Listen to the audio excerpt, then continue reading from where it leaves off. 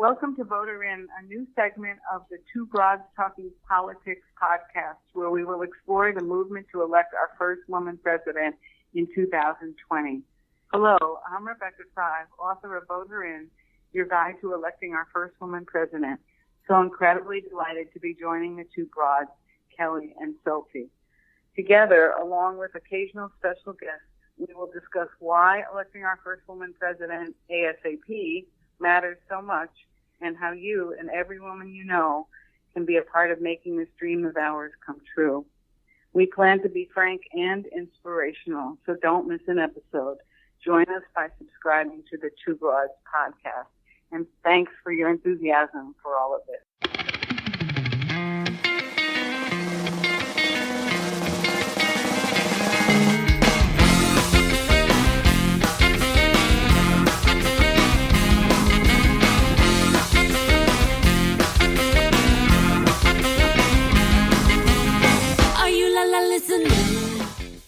Welcome back to another episode of Two Broads Talking Politics. As usual, I am one of your co-hosts, Sophy, and I am here with your other co-host, Kelly. Hey, Kelly. Hello, everyone. And today we're really excited to kick off a new segment of Two Broads Talking Politics. It's called Vote Her In, and we'll be talking with Rebecca Sive, a longtime feminist, activist, and friend of the broadcast, who is the author of Vote Her In. Welcome, Rebecca. Oh, thank you so much. I'm delighted to be here. We're really excited to have you here to talk about feminism and women running for president and how we can move towards electing a female president, possibly, hopefully, in 2020. Yeah, you know, when we talked about this a few months ago, we had no idea that we would be in this wonderful place, right, where there are now, I think, 6 women running for president. On the Democratic side, maybe there'll be some on the Republican side. So I think it's a really great time for us to gather. I think we'll do this segment a couple times a month, right? And kind of delve into all the issues that are at hand and how, as you say, we can come together and elect the first woman president. It'll just be fantastic. Yeah, I think it's so exciting to think about the idea of, you know, there was that common refrain, I'd vote for a woman, just not that woman. You know, well, now you got a bunch to choose from. You say you vote for a woman, great, show us. Right. And you really, that's a really important piece of this, because I think that, you know, we're no longer, you know, we can't look at women as tokens in whatever political office, right? All the women who are now in Congress are a good example of that. So, yeah, I think we'll have this chance that we've never had before over the next at least year until the conventions to take a look at these women and the sort of diverse array of women who decide to do this and kind of how they go about it and what their experiences are and, you know, what the rest of us can learn from that. Can we take a step back and talk a little bit about why it matters to each of us? Because I feel like sometimes, I mean, it's obvious to me and it's obvious to a lot of the women that I know, but sometimes particularly for like cis men, it can be hard for them to understand why it matters so much. So I was just wondering if we could like chat a little bit about that. Well, I could kick it off. I mean, I think there's a few reasons, and I would start with the fact that equity sort of demands it, right? There's no reason that's fair why women shouldn't be at every decision-making table, right? The second thing, and we've talked to some about this before, is that women have a different life experience typically from men, and as a consequence, and also because they care so much about women and girls, they bring forth policies and legislative proposals that are of benefit to us. And we don't see that in the same measure with male elected officials or candidates.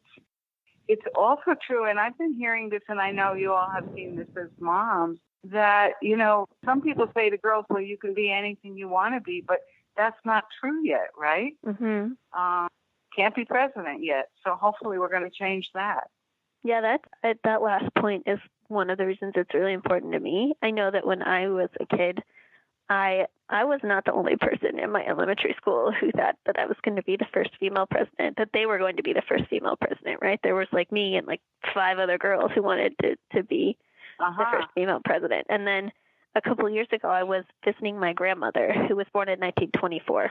and I came across some of her old high school things, so from a long time ago.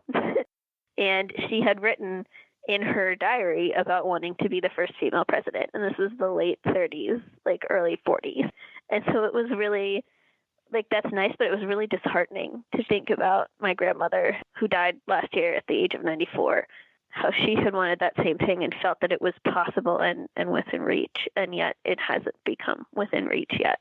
And of course, related to that, and your grandmother was just a girl when this happened.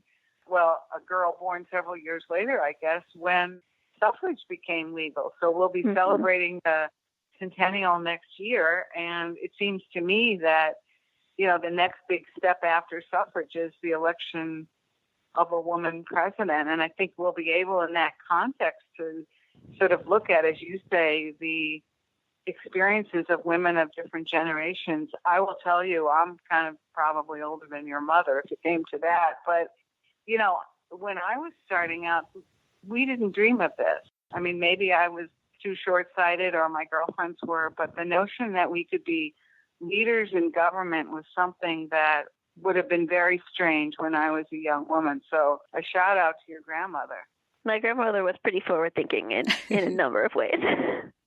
Well, I remember talking to my mother, who's now the age your grandmother was, and, she certainly encouraged my sister and me to, go for whatever we wanted to go for. But I think it was couched in other terms. And I'm hoping as we, go through this piece of the podcast together, that we can talk to women of different generations and sort of gather from them why they've come together now, really post the 2016 election, and said, we are going to work together. We do have some common interests, notwithstanding age differences or whatever, and we're going to make this happen. But I think it'll be interesting to explore why, what's really motivating women, right? Mm-hmm. Yeah, I was thinking I too wanted to be the first woman president when I was a kid. This is so cool. But, I think then I wanted it sort of intellectually. It was sort of a, that's a goal, that's a thing that, would be cool, the way sort of kids think about things. And now I feel it like viscerally. Like, I don't just want there to be a woman president. I need there to be a woman president and soon. And I don't know if that's just sort of a reaction against the moment we're in, or if it's a reaction of having gotten so close, so close, thinking we were there and then losing that, or, what exactly it is, or just having so many terrific women candidates who are running for 2020, or some combination of all of those things. But it's like a yearning at this point for me. And I feel a similar sense talking to people on social media and friends of mine, and just it feels like we're all at that point where it's we need this now.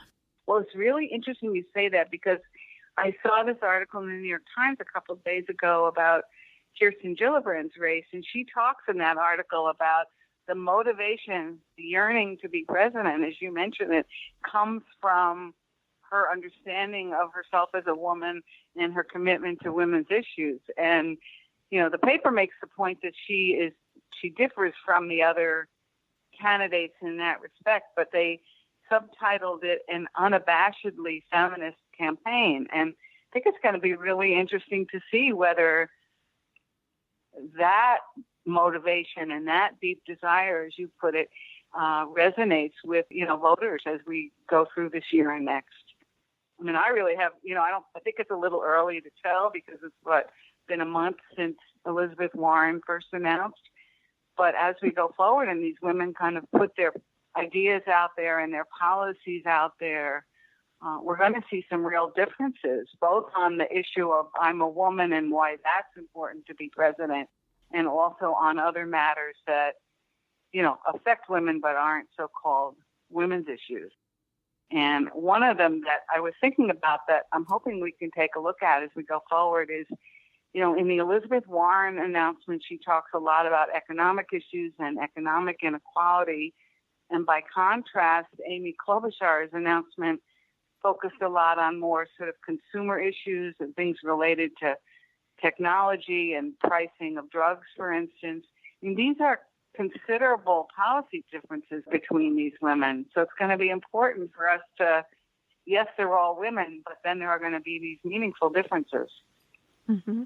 Yeah, I think another point at some point we may want to think about is if, in fact, the Democrats nominate a man for president, and although it looks very good right now that we could well have a woman, it is certainly possible that that will not be the case. Will he have to nominate a woman as his vice presidential candidate? And I think I would argue at this point that the answer is yes. But I think that that's another thing we'll need to sort of be looking at as we go. You know, Cory Booker was interviewed by Rachel Maddow the other night and all but guaranteed that if he's nominated, he's going to nominate a woman for vice president. Right. I think it may be something that the moment demands. Well, it's also true that one could argue, I don't think he said this really, but that the numbers demand it, right? I mean, women voters elect Democratic presidents, and Black women in particular, almost universally. So there's, apart from the merits of it, so to speak, there's a strong argument to be made that if you want to win, you should put a woman on your ticket. Mm-hmm. I agree. And one of my like ultimate rants, here we go. Kelly knows what I'm about to say. Yep, I would say it too. There are so many people everywhere on social media, people I talk to, at home, so many people who say things like, well, if we want to beat Trump, we have to have a, boring old white dude. That's the only way it's going to happen. And that is not what the data shows. The data from 2018 is very clear that boring old white dudes did very poorly who were Democrats. And, women, people of color, they did much better relative to their polling than, boring old white dudes. And so it seems to me that since we know who the base is, that the base is people of color and women, and we know that they get excited about and really come out for candidates who are people of color and women, that it makes a lot more electoral sense to go in that direction. This is the thing I scream from the rooftops. Be on the lookout, listeners. I'm going to be writing a piece about this, so watch your social media feed. And don't at us with your Biden Beto ticket. Yeah, because we don't care. We'll vote for both of them if they are the nominees, but I don't care. What's interesting about that is, and this was made by someone else I was talking to earlier in the week, when was the last time you saw a woman proposed as a great presidential candidate who had just lost a race? I mean, that doesn't happen. And so it goes to one of the other issues that I think is going to be interesting for us to explore, which is the difference in the level of the women's experience, right, who run for these offices, right? In some cases, and certainly there are some fabulous women like this who were elected to Congress in 2018. They didn't have a whole lot of electoral experience, but they didn't have a lot of political experience, right? But historically, these women have been just incredibly well qualified. And they've just decided, well, now I know enough and I've had enough experience. This is something I'm going to do. So, apart from the point you were making, which is just so right, that it's women and people of color who elect Democratic presidents, it's also true that there's a disparate treatment, so to speak, between men and white men and women, which there's no fairness about it and no logic to. Well, and that ties into one of the things I'm hoping we also explore during this series is what sorts of positions are best for women to be exploring before they run for president. Because I read a really interesting piece on Fire 38 the other day. They did an analysis with data to find out how many people had run from the nominees, major party nominees, had run for president from which offices and how many had won. And it turns out that you're more likely to win if you're running as governor than if you're running as a senator. And yet I think all of right now, our female candidates for president are from the legislature and not in executive offices. So I'm hoping that's something we can sort of address. There is one new age guru running too. We should. I'm sorry. Right. I was going to say, there's a whole nother dimension, so to speak, to her experience. Yes. You really hit on something important there about executive experience, right? you know, and how do women get that, and whether it'll be needed this time around. I think it's a critical point for us to talk about, because historically the opportunity for women has mostly been in running for legislative office, not for executive office. So, you know, Senate being a legislative position, I guess the good thing is that, you know, people chair committees and have that kind of responsibility, but whether that will be sufficient and whether we have to wait for a whole bunch of women governors before we have a woman president, for instance, is a really important thing to think about. So let's talk, we've talked some about the kinds of topics we'll be discussing. A few others that we're looking at discussing in coming weeks include the history of women running for president. It's not just Hillary Clinton, guys. So we'll talk some about history. We'll talk, as Sophie was just saying, about the kinds of positions people hold before that. Talk some, of course, about Hillary's run, which is really, really important for us to examine and understand. And we'll have some special guests along the way as well. It'll be wonderful that we're starting today, and I believe Susan B. Anthony's birthday. Is that right? Yes, it is.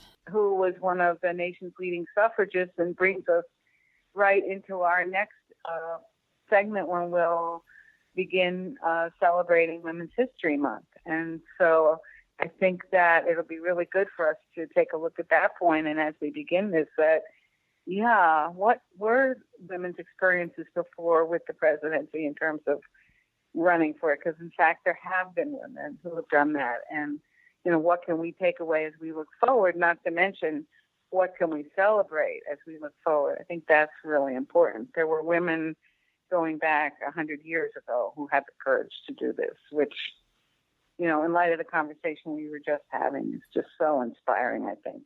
All right. So if you have suggestions for topics or for guests for us, please connect with us on social media or by email. We'd love to hear. You know, if you have a connection to Hillary Clinton, can get her on the podcast. I'm going to keep pushing. Someday I'm going to have Hillary Clinton on this podcast. But, you know, all sorts of women could be very interesting. And we want to talk to people who've been involved in government and executive office at all sorts of levels. So we'd love to hear what people have to say. And we'll be talking to you every other week for the foreseeable future, because this is a big, important topic. Well, I'm so pleased to be doing this with you, and thank you for it. And I look forward to interacting with the listeners. Please let us know for this segment about, you know, women you think we should take a look at or issues we should examine, because we're all learning about this really for the first time together.